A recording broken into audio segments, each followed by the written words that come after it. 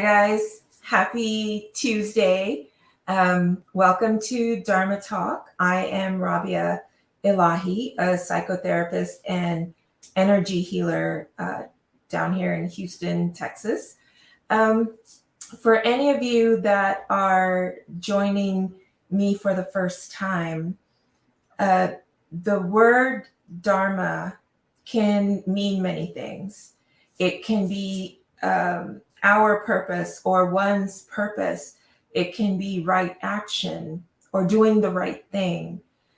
So I created Dharma Talk so that I can share with you right and true information and information that I've had the privilege to learn over the years through education, access, privilege, quite honestly, and lots and lots of life experience.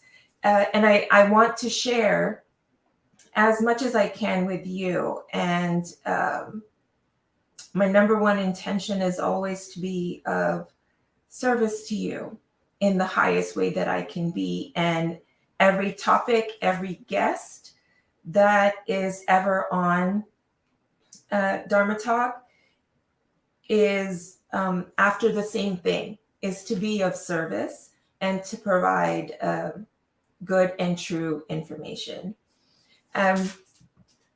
I believe that when we know better, we make better choices, and making better choices help us have better lives. So today's episode is sort of a continuation of an episode I did back in December with depression and race and how they work, how it is different, like mental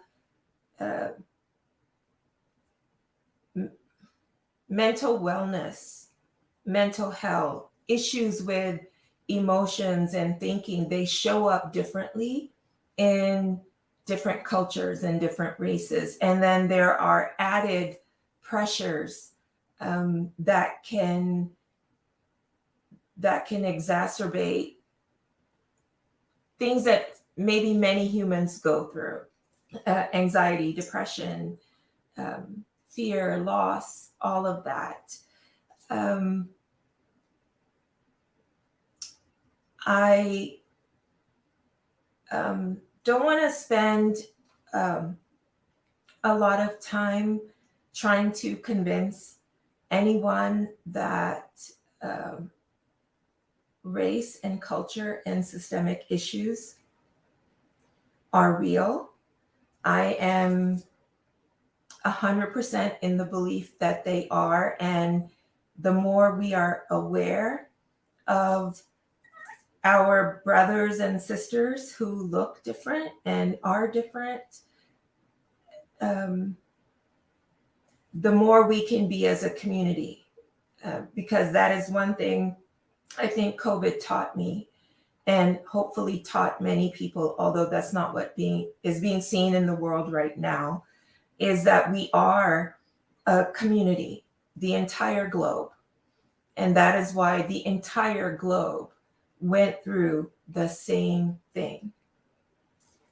And so having said all of that, I want to introduce three absolutely amazing guests. They are healers in their communities, and they are going to help me tonight present as much good and true information as I can. My first guest, she's visiting us for the second time. Eliza Boquin is a licensed psychotherapist who works with people to overcome past traumas, emotional pain, relationship issues, and her goal is to help you enjoy pleasure-filled lives. And Eliza works with clients in her private practice. She has the Flow and Ease Center in Houston. She does workshops. She's a speaker. She has a podcast. And I wanted to make sure I get this right. Eliza has also been featured in Cosmopolitan, Men's Health, Therapy for Black Girls podcast, Exo Nicole, Bustle, Shade, and Health magazines. So amazing, amazing woman, amazing healer. The second guest, you guys, if you've seen me before, may also remember Shameitra Green is a licensed psychotherapist and founder of her own private practice called Nexus Therapy. And she works with adolescents, adults, families out in Pearland, Texas. So a little bit near Houston for those of you that aren't from here. Shameitra is, one of her focuses is working with complex trauma and PTSD. And those are specialties in and of themselves. And there's so much to say on that part. And I said to her last time, I've got to have you back on just to talk about complex trauma, because we're really experiencing a lot of it and it is sustained. And that is changing. It is changing who we are. And anyway, we'll talk more about that at another time. But Shameitra has also added chakra healing to her repertoire, to her expertise. And she has a podcast, From My Couch to Your Couch, that deals with all kinds of mental and emotional wellness, including physical wellness. Now, my third guest, brand new to Dharma Talk, and my pleasure. First time I'm working with him, Dr. Earl Turner, and it's Erlanger, but I know Dr. Earl, you go by Dr. Earl Turner. He's a licensed psychologist and professor and owner of the Turner Psychological and Consulting Services. Dr. Turner is actually nationally recognized speaker, consultant, and mental health expert. He's been quoted by top media sources, including New York Times, The Washington Post, Ebony, NPR, Oprah Magazine, USA Today, The Wall Street Journal. Can I go on? And he's also the author of Mental Health Among African Americans, Innovations in Research and Practice. And he's the former president of the Society of Child and Family Policy and Practice. So I would like to welcome all three of my guests, Eliza, Shameitra, and Dr. Earl. Hi. Hi. Hello. Did I leave anything out? You guys have to, because there's so much, each of you is so accomplished, and I want to make sure I don't leave anything out, but you got it. Yeah, everything's great. I also want to get to the heart of it. And what I wanted to focus on a lot, I know there's an echo. I don't know if anyone is getting an echo from me, or that's just me. Okay. No, it's okay. What I wanted to really talk about is how race affects mental health. Not that race causes mental health, but how it affects mental health. So I'm just wondering, in each of your experiences, what have you seen that maybe isn't commonly known or isn't part of normal everyday conversation that the dominant culture may have, including media? So I don't know, Dr. Earl, you're new. I'd love to hear from you. Throw it out to me first, right, with the hard Yeah, question. I know, right? First, thank you again for having me here. I'm excited to share this space with all of you. I think, for me, in terms of my experiences with researching this topic and understanding just the impact that people from different communities, especially minoritized communities, experience the world differently due to oppression and racism. And Yeah. so I think because of those factors that we just see a lot of research really over decades providing evidence that they're at about 90% of people each day experience some level of racism and discrimination. And so just imagine that for a person of color compared to a white person that does not have to experience those things, that it can be emotionally draining on that individual. And so I think that's a huge factor. That is something that's different, that sort of the majority white American culture does not have to experience, which can make it much more stressful. And that's just one example. I mean, I'll leave it open for others to add to that, but definitely I think that's a huge factor in terms of the stresses that we may experience.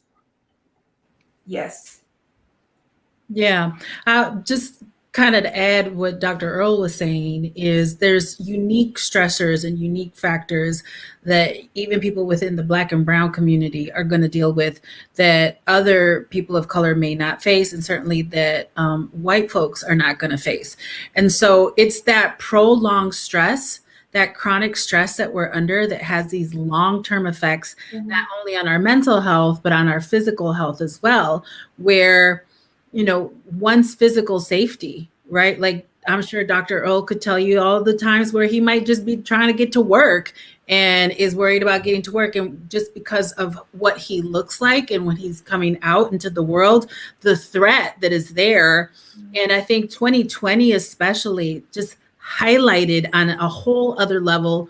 It's not like it was new, but it's like this whole other level of stress of seeing these types of incidents happen where Black men are being hunted down, right? And so it's like, how does that impact one's level? Then, immigration is such a big topic. And we're seeing a lot of that conversation coming up now, where we're seeing how, thankfully, wonderfully, these Ukrainian refugees are being welcomed open-armed by so many parts of the world. Well, there have been plenty of other Black and Brown countries and refugees, right, that they don't get welcomed in the same way. So how can it not impact our mental health? Yes, absolutely. Absolutely. Well said. And I think for me, really being able to acknowledge that our race, our ethnicity, I mean, it's part of our identity. And I think with people of color, with, Black and Brown people, often having to live kind of in this dichotomy of my skin color is perceived as a threat. My emotions are perceived as a threat. So often having clients come in and really having to almost feel like they have to choose between their presentation and how it is perceived by others and just being a human. I've had Black women come into my office and say, I don't have the language right now to tell you what it is that I want to get out of therapy. But what I do want is to be able to just be. Like, I want to scream, I want to curse, I want to do whatever and not have to deal with the discomfort that it brings up in someone else because of this label of being an angry Black woman, when it's no, you are expressing pain, you're expressing emotion, you're being a human. So often having to deal with the chronic trauma of, my identity, my race, and, and what does that mean to my humanity, and how oftentimes that is the very thing that makes people forget about my humanity. Yeah. I'm glad you said that, because I think that is what has become painfully obvious, hopefully painfully obvious, that the perceived differences and the perceived threats, that one's perception of another person, we are able to feel the perception. We are by large nonverbal communicators, and we sense when we are being perceived a certain way. And I can pass for a lot of things. So I don't have to deal with it the way a Black person would have to deal with it. I just don't, and there's only so much I can understand. I can understand as a Muslim from, a misogynistic culture, because I can't hide that I'm a woman, but I can get away with a lot more and not have to deal with the constant energetic projection of fear. What have you, has there been a difference in males and females of color in your practices? Difference how? What do you mean? Like difference in presentation, in the issues that they may come in with, why they would come to therapy in the first place? It's not allowed in a lot of cultures.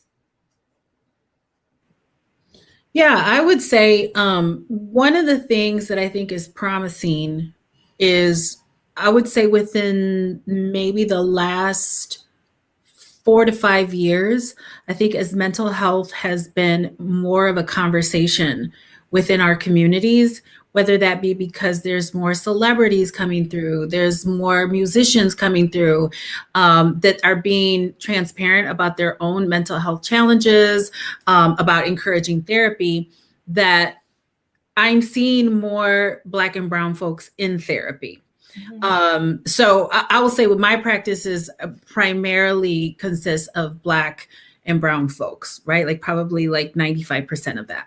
So what I would say that I see different is on some level, people are trying therapy for the first time. So I think that's what's consistent within like people from our community is like, well, okay, it's always been something that we were told not to do or that it wasn't for us.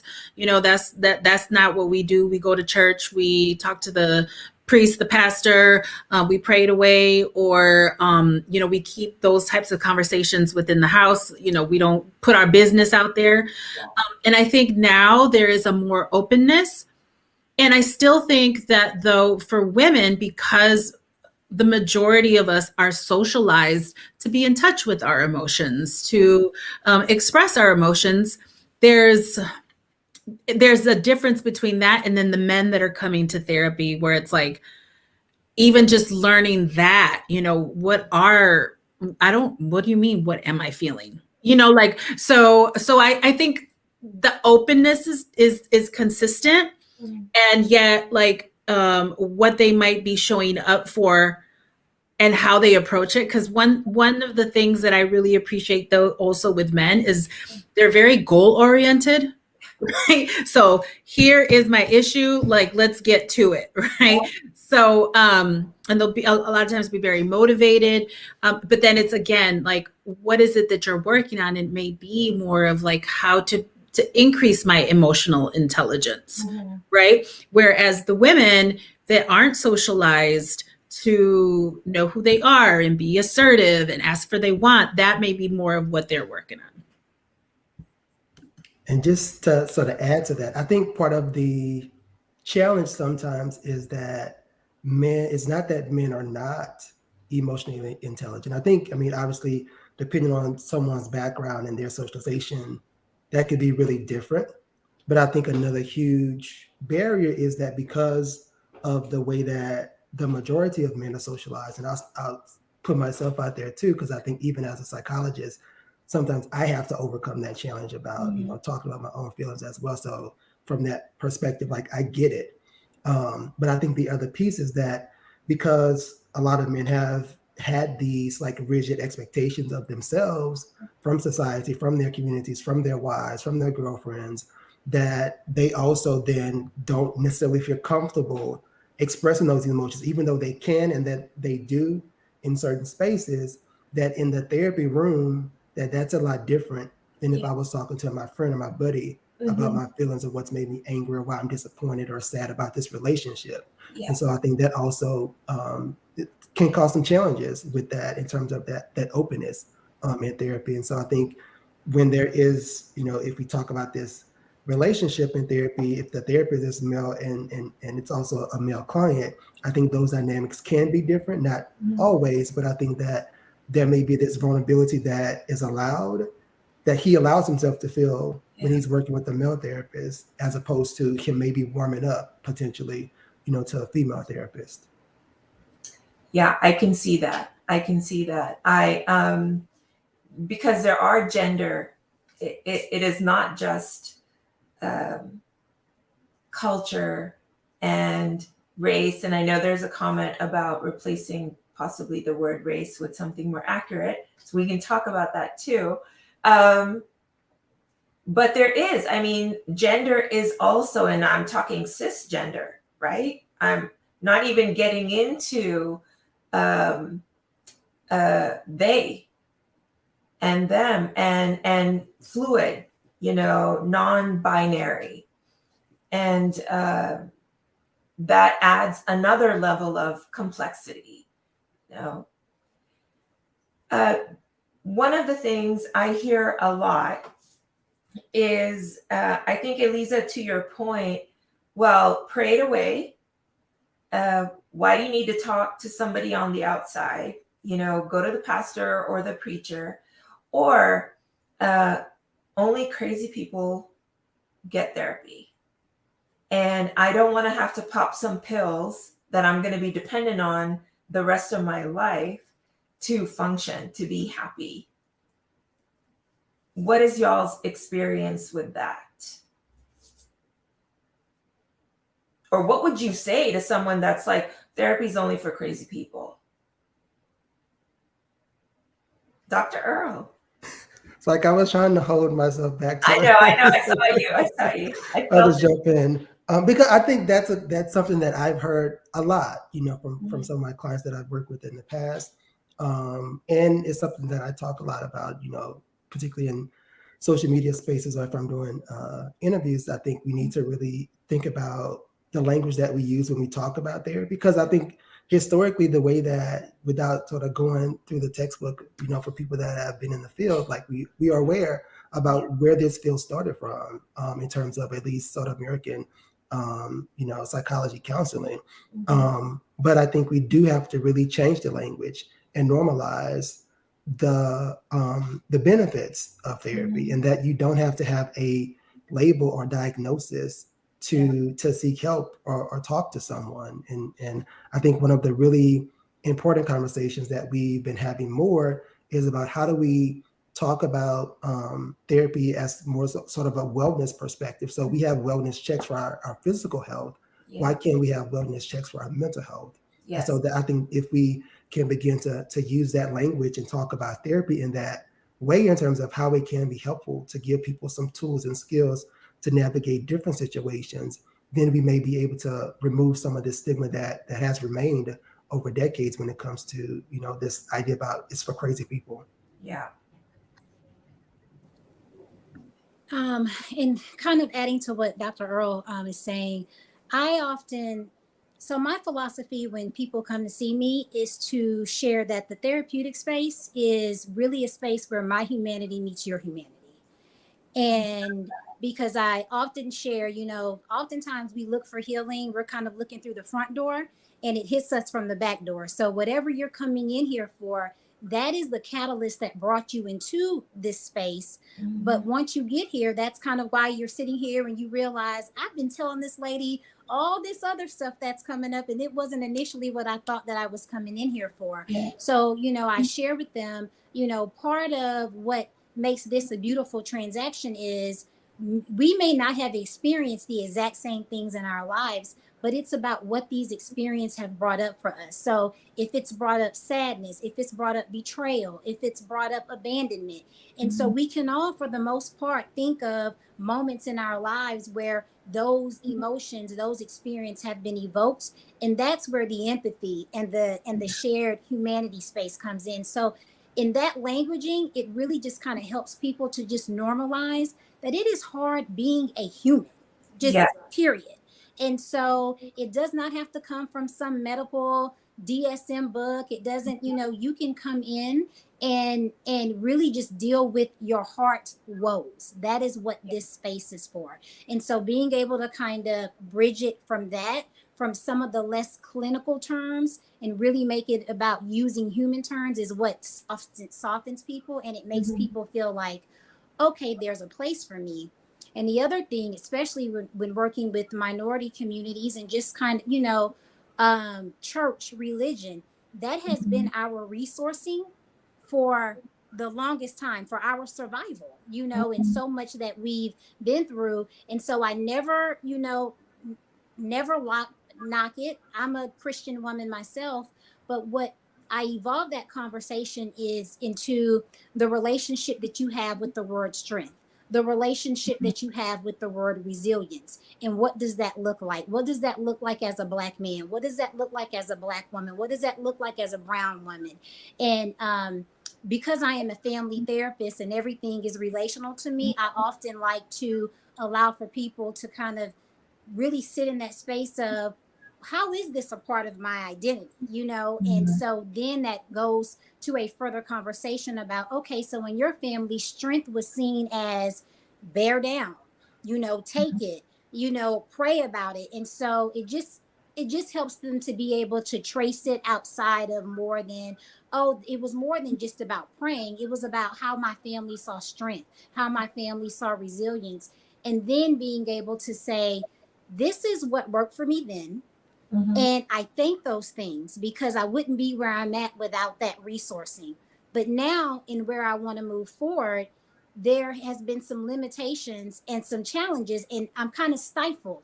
And so now, if it no longer works, it's okay for me to put it down, tell it, thank you for getting me thus far, but now I need to pick up other tools and resources to take me along to the next stage of where I'm trying to get to. So that's part of my languaging with my clients. That's beautiful. Go ahead, Eliza. Yeah, what I think, kind of echoing a lot of what Shameitra said, one of the things that I often tell people is that we don't have to be in crisis to go to therapy, right? Like, so when we think about our mental health and what affects it, it's like Dr. Earl said, it doesn't have to be this major diagnoses. Stress impacts our mental health. We all have stress. If you are alive at this time in the world, there is stress, right? So that is a space where you can go to process some of that. I think the other thing that I encourage people to do is to question where these messages came from, right? So historically, for our communities, it is not safe for us to be vulnerable. We're already vulnerable in the world. And so a lot of these messages that we got from our parents, grandparents, great-grandparents was to keep us safe, right? Like, so not show more of the vulnerability that you were going to be taken advantage for having. The other part is like what Dr. Earl said, this therapy as we know it was not designed for us. It was not created to be a safe space for us. So much of what I and my colleagues here are doing is changing the face of therapy, right? We are trying to let our communities know, actually, healing has always been part of who we are. Before it was the elder in the tribe, it is the pastor that you might go see. It's that wise woman that was helping to heal all of the, children that you would bring to her. We have always sought out counsel. And the fourth thing that I would say is, who does it benefit for you to ignore your mental health? Yeah. Somebody's benefiting from you not caring for yourself. Somebody is benefiting from you producing, suck it up, keep going. But it's not us. Nope. And Black and brown bodies, historically, present day, the value that's been placed on them is for production and consumption of others. Yeah. So we have to start questioning where some of these messages really originated from. I want to add just briefly, because what you said about this vulnerability piece, I think is really important, especially for men. because I think that it's not allowed to be vulnerable in a lot of spaces. And I've had, conversations with couples where it's the male he's been conditioned throughout his life to be the provider and take care of the family. And so you're not allowed to be emotionally, I won't say weak, I hate to use that word, but you're not allowed to have emotional difficulties and say that you can't handle the stress that you may be under in those situations. So I think if you're in therapy, like, it can take a lot out of you to like show that vulnerable side, because it can be looked at by others as a weakness, especially if we look at like the dominant society and how men are sort of, what is this view that we're oftentimes viewed as. And so I think it takes a lot to like overcome that, to then allow yourself that space to be vulnerable and get that sort of emotional release that you also need as a human being.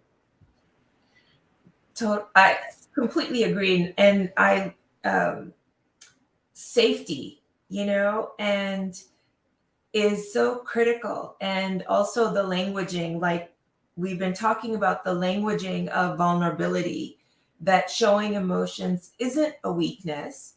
It's actually access to more of us, right? Like, oh, this is, and it takes a while to practice identifying, feeling, number one, because it hasn't been safe.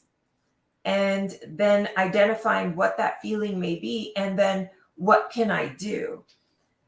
One of the other comments, which I'm sure you guys have heard, is that, nothing's going to change. It is what it is. It's not like anything will be different. I'll just know that I'm suffering. Well, and one thing that I think we also have to make part of that conversation when we're asking people to be vulnerable. And again, if we tie this back into race, is that, again, you are asking people who are already vulnerable in this world, who this world is not safe for, to be more vulnerable. So that's counterintuitive.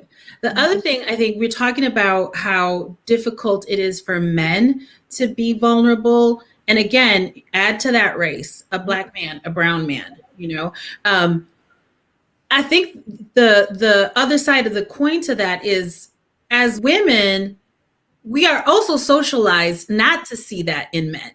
Yeah. So as much as we say, well, we want to see men be more emotional and open and vulnerable, can we handle it? Yeah, they start expressing their emotions and be vulnerable, because it's not what we're used to. And I think that is something that they're not the only ones that are impacted by that. We are too, in what feels unfamiliar to us when men start to do more of this. Just like you see like this shift. I mean, it's International Women's Day, but what has happened as women have stepped more into their power and owned more of who they are?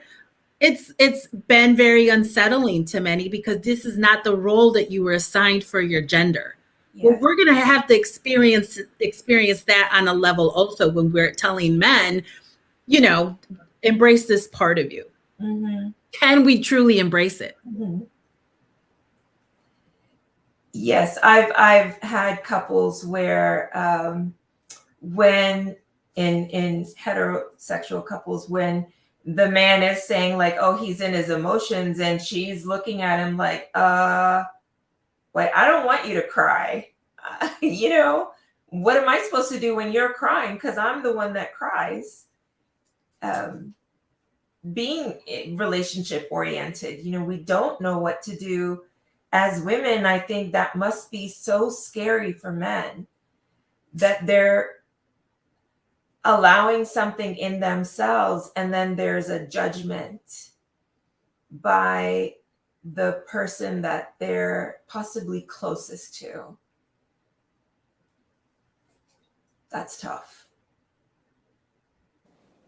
And I also want to add a component to this conversation, because I think in doing couples work, and especially when you have heterosexual couple, a Black woman and a Black man talking about vulnerability. So there's a part of him that is not used for this world, creating a space for him to feel safe in vulnerability. But there's also a part of the world that for Black women that also does not create that space for vulnerability as well. And from Black women experience, it's kind of like when everything was going on in the racial awakening. We would hear about George Floyd. We would hear about the Black men Trayvon. We had to speak a little bit louder to hear about Sandra Bland. We had to speak a little bit louder to hear about Breonna Taylor. Yeah. And so part of that is I think Black women coming into a space where it's like, and this is historical, and we can go back to when Black men were being ripped from their families and being sold, and it all kind of goes back to that. But this whole thing of, I kind of have to bear the brunt of everything, because I also know the plight of my father. I know the plight of my husband. I know the plight of my brother.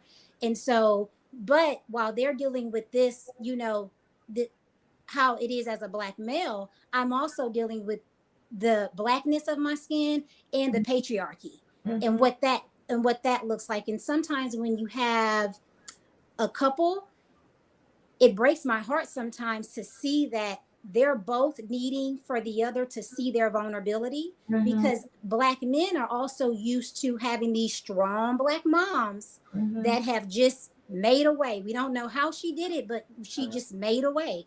And so they're looking for this softness that sometimes get lost, in the family dynamic and all of that. And then a Black woman is looking to also just be able to be soft and let me just kind of melt and let me just kind of be carried away. So they're both, men and women are both looking for a place where their vulnerability can be safe. And oftentimes in Black relationships, it's sometimes have to look at me going out in the world and dealing with the perceived threat of me, you going out in the world and dealing with the perceived threat of me, and now how do we hold that space for each other as a couple? And that can get lost. So them being students of one another. Yeah. Dr. Earl, you look like you want to jump in. No, I agree with all of that. And I was also looking at some of the comments as well. So I think as Shameitra was talking, one of the things that I was really thinking about is how far back can we go in terms of like what messages are we receiving about that? Because I think one, obviously, like at the societal level, like we see things played out in TV and movies, et cetera, about relationships and like who's supposed to be the strong one, or how much a Black woman or a woman of color is sort of dealing with and taking on in terms of, the whole family unit that she's like keeping together.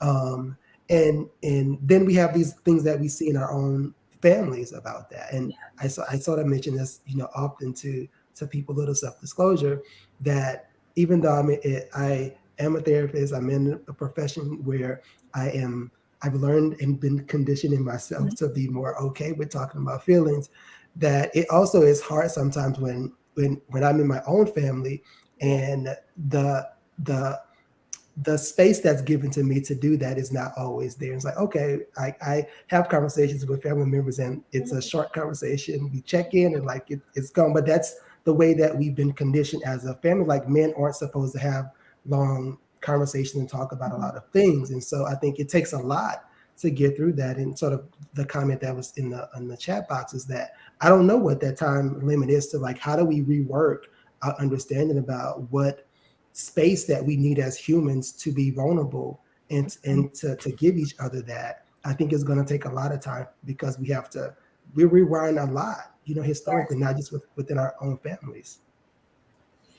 And what I love is knowing history, knowing who is benefiting, like you said, Eliza. What do I get out of denying myself peace, because being vulnerable isn't just expressing, it's also feeling more. So it may be expressing more love, but it's also allowing one to be loved, and that can be very difficult when there's not trust in what love looks like. and what love is supposed to feel like. And there was another thought I had on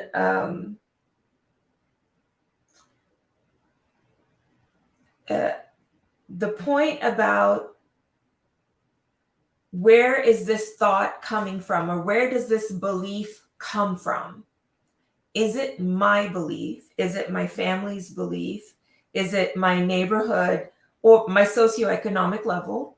You know, is it a belief in the part of the US or another country that I grew up in?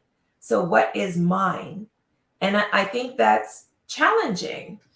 And maybe one of the beauties of therapy is to get to know yourself. Like, what do you really think and feel? I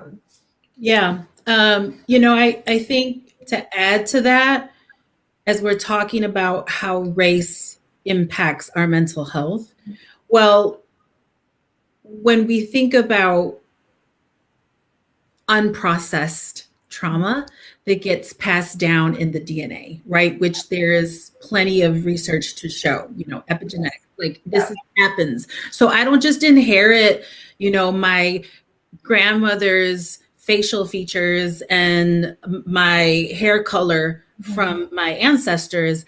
I've inherited any unprocessed trauma that they passed down. So you don't have to go very far back. I mean, again, present day trauma, but think about for Black folks, especially Black folks in the US. You think about for example, my family was a family of migrant workers, right? And so the experiences that they had, the fear with like immigration, being deported, all of those fears that they then passed down in our DNA. So we're not only, on one hand, we have a privilege that our ancestors didn't have. And now that we have the luxury of, in many ways, being able to heal, when they were just primarily in survival mode, like hand to mouth type of poverty or situations that they may have been dealing with, right? So we have a certain luxury that they didn't have to be able to like, well, what am I feeling as a result of this? That, I'm thinking about my grandmother trying to just pick tomatoes to make do. You know what I mean? Like, so I think we're not just dealing with our present day trauma. We're trying to heal the trauma from our ancestors. And so that's no easy feat. You combine that with, again, especially for women, for Black and brown women, we're celebrated for not healing. Yeah. Right? Like I can't and for not asking for help. I've been to way too many funerals where the woman is, they're talking about her. She died from some sort of chronic illness or what have you. And she was such a good woman. She never complained. She was dying from this chronic illness and nobody knew how much pain she was in. Yeah.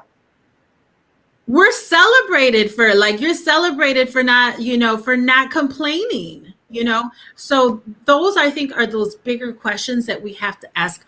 Why? Yeah. And who benefits? Because it's not us. Correct.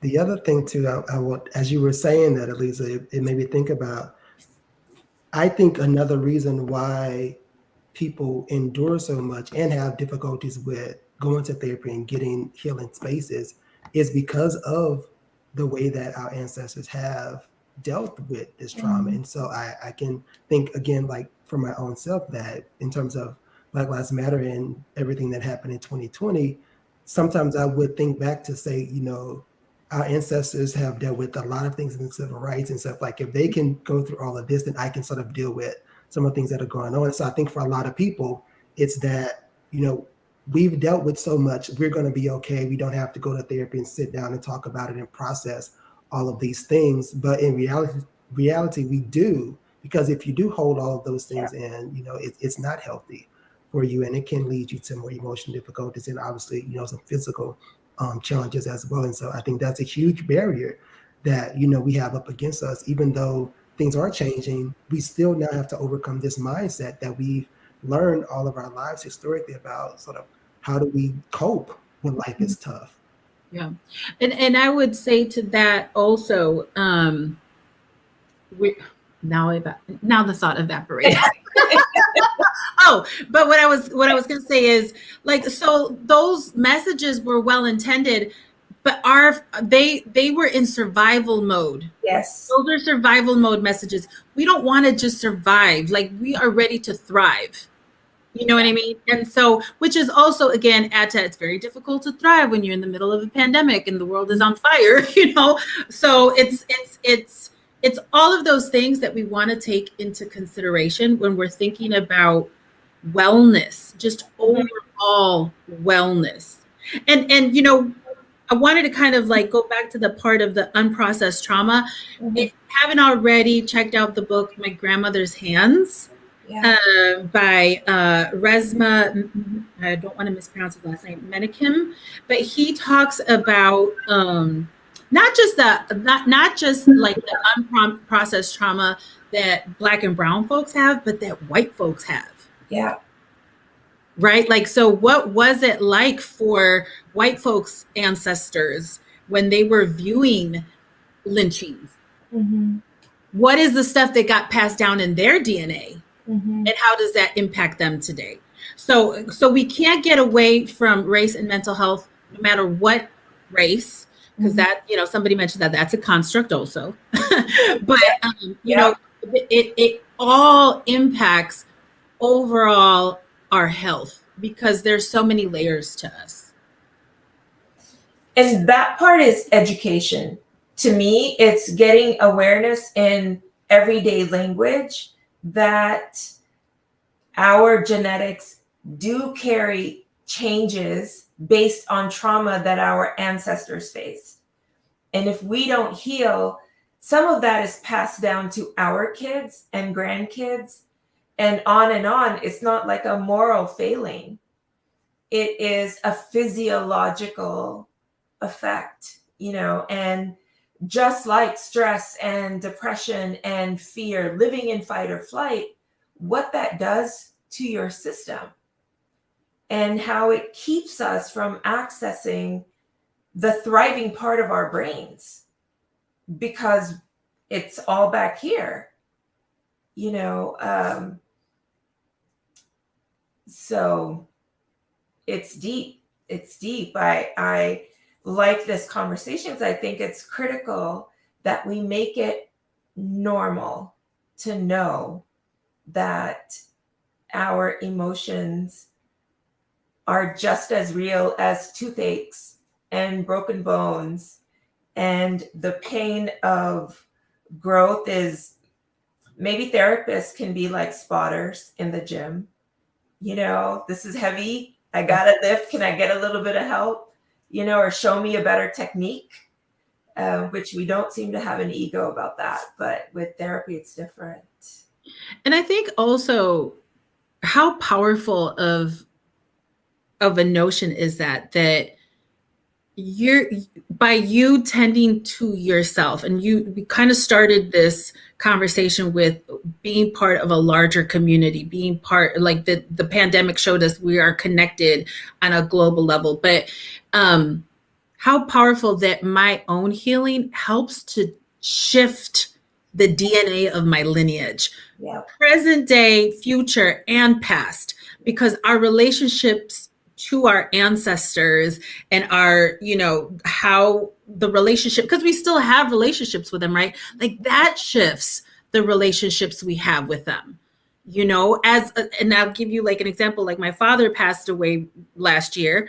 But even as I'm doing my own healing and I'm better understanding maybe some of the trauma he had, my relationship, even though my father is not here physically, it's still shifting. You know what I mean? So it's so powerful. And I think it's even on some level our divine responsibility that if we can do this healing, that we do it.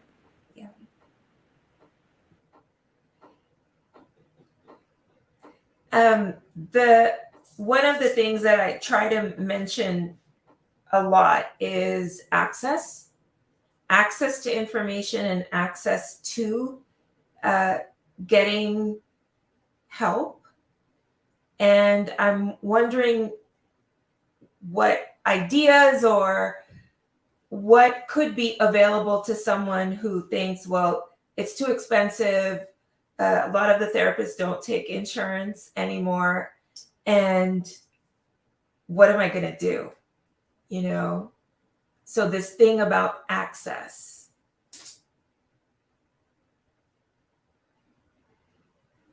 Anyone? I don't want to keep jumping in here, so I'm trying to let other people. Well, you know, you got a lot to say, Eliza. That's good. Well, okay. So I think yes. And then accessing Black and brown therapists is even harder because there's just not as many of us out. That just is. But there are options. So if you do have insurance, check to see who's in network. You have your EAP, those programs, employer assisted programs that will often give you a certain amount. You have, if you're in a town where there is a university, right? Like a lot of college students, the universities will have a clinic on campus where you can go for a reduced fee. There are many therapists that are even in private practice who will allow for a sliding scale. You've got agencies who also see sliding scale. So many of us offered video sessions prior to the pandemic, but just about everybody was offering after the pandemic. So what that means is whoever is in your state. So you don't even have to have somebody in your city. Like, see who's in your state that might be able to afford, that you might be able to afford that. There are options. I'm not going to discredit that it's difficult. The system is broken. That's why so many clinicians don't take insurance. But there are options. Is it perfect? Absolutely not. But if you really want to go to therapy, don't give up. It may take some time for you to make that connection, but there are options.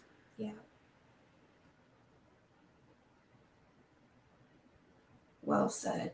There was a comment here that most people who need therapy do not have the means to commit to a program long enough to get the help that they need. And what you're saying, Eliza, is that, it does suck, and it is difficult. And so, but maybe not to quit trying. And there are more online options, I think, now than there used to be. I just want to add quickly. I think the other thing to think about in terms of resources is to look for organizations that do provide pro bono services. So the only thing that pops to my head right now is Taraji P. Henson's the Boris Henson Foundation is one organization that across different states, they do provide some free services. So look into some of those. I think there's another organization. I'm probably going to misquote this, but I think Black Men Heal or something also offers some free services. You can find them on Instagram and look them up. So there are places. It is difficult to find. It is.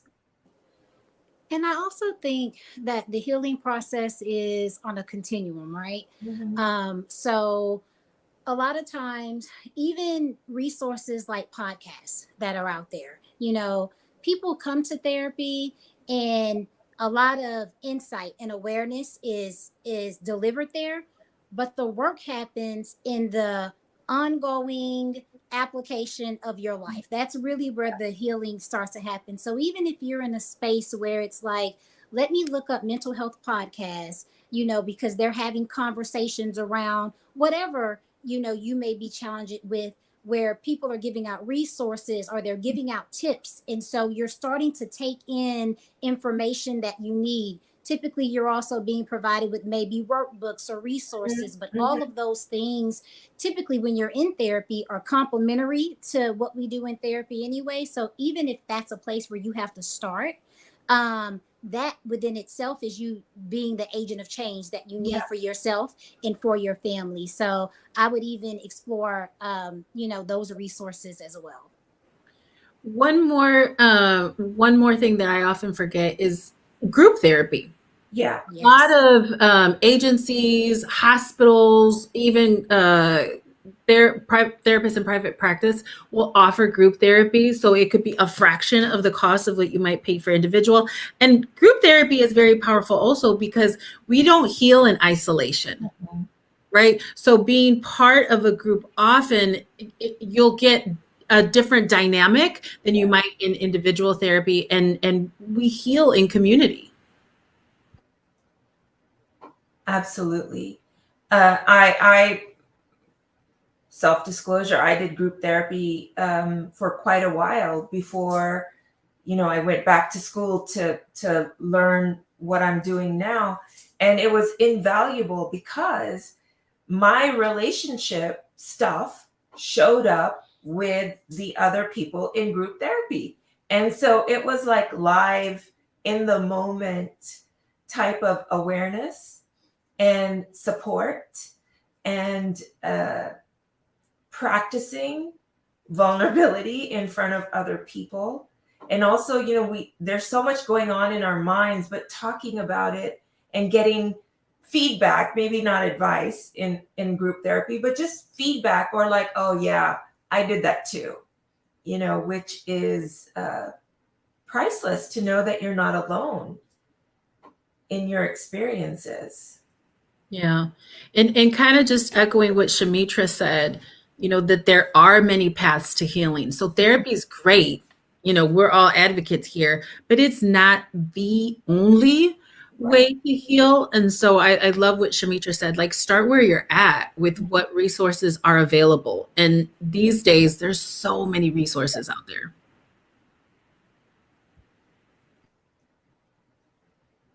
I feel you wanting to jump in, Dr. Earl.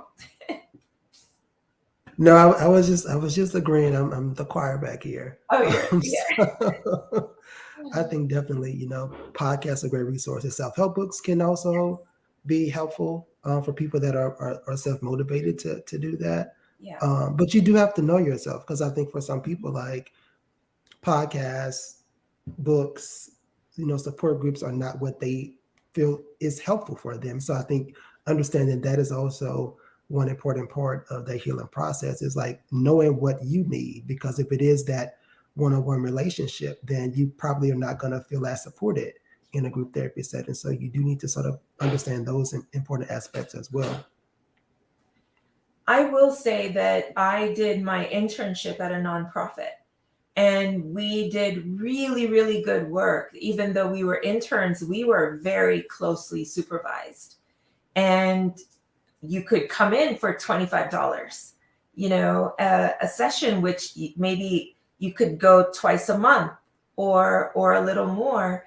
And so because we were interns, we weren't working just as students. We were very carefully guided and watched over. And I think the clients got a lot out of that. So there are nonprofits that are worth it if we want healing.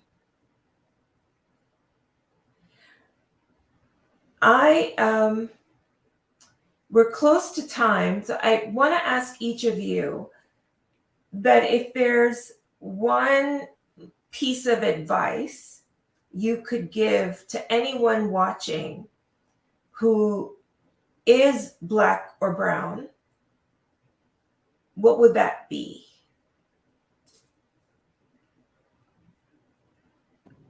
I'll jump in. So one piece of advice that I often give people is really, like, don't be afraid to question a potential therapist. So if you are seeking help for someone, and they can also be from your own community, that it's okay to ask questions about their experience and what you need. And if that person can't provide that, it's okay to look for someone else. That may be that you have to temporarily work with that person before you sort of, find a better fit. But don't be afraid to at least give it a try and say, this person was great for the time being, but they're not the best person to help meet my needs. Yeah, that's great. I would say to challenge yourself to redefine strength. for yourself, right? Especially from our communities where strength is measured by how much pain we can tolerate, to include asking for support, advocating for your needs, advocating for your wellness is part of your definition of strength. Yeah. Beautiful. I often remind people that your longest relationship you will ever be in is the one with yourself. That is a relationship that you cannot escape. And so because of that, that is the primary relationship for you to work on. And everything after that will expand, and it will be better for it based off of how you show up for you. So I always end it with you are worth showing up for you over and over and over again. Yeah. Yeah, that's beautiful. Thank you guys so much for coming and joining this conversation. And the one thing that I would want to, my little tidbit to anyone watching, is that none of us does this by ourselves. We do heal in community, and we are part of community, even when we're told that we don't belong. And I want people to know what a miracle it is that you're here as a physical being.